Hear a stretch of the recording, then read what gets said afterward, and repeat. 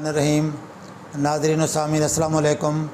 मैं doctor Manzoor sir Malik eye specialist Alshifa अस्पताल बहावलपुर से बोल रहा हूँ।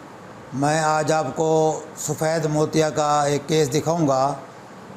ये लेडी हैं, इसकी उम्र तकरीबन 35 साल है।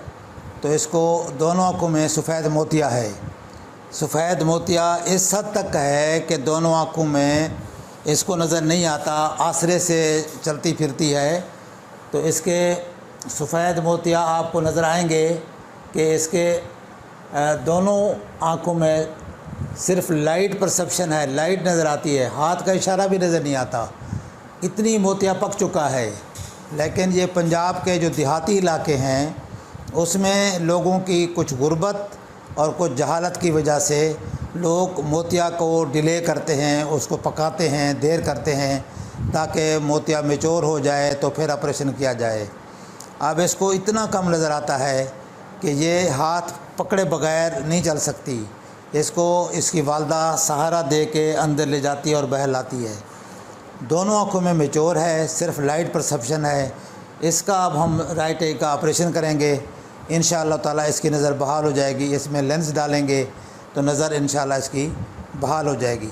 तो कहने का मतलब ये है कि ये लोग इतनी सुस्ती करते हैं या इतनी इनको फ़ोबिया है या जितनी एक मिसकंसेप्ट्स हैं कि मोतिया को पकाया जाए और फिर ऑपरेशन किया जाए, तो इतनी मोहताज हो जाते हैं, इतनी ज़िंदगी इनकी बेकार हो जाती है कि ये इंतज़ार करते हैं मोतिया पकेगा तो ऑपरेशन कराएंगे।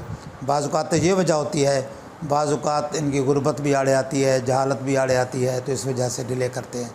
तो मैसेज ये देना है कि सफ़ेद मोतिया जब भी पक जाए तो उसका टाइम पे ऑपरेशन करा लेना चाहिए।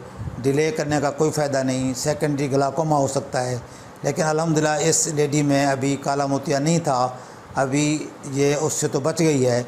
लेकिन इस तरह की जो कंडीशन होती है मोतिया की, उसमें अक्सर फिर काला मोतिया डेवलप हो जाता है और उसकी मोतिया पकने की कॉम्प्लिकेशन उसमें आ जाती हैं, जिसके फिर रिज़ल्ट काफ़ी ख़राब मिलते हैं। उम्मीद है कि आप ये चीज़ दूसरों को भी बताएँगे। और मेरा व्हाट्सअप नंबर है 032467444024।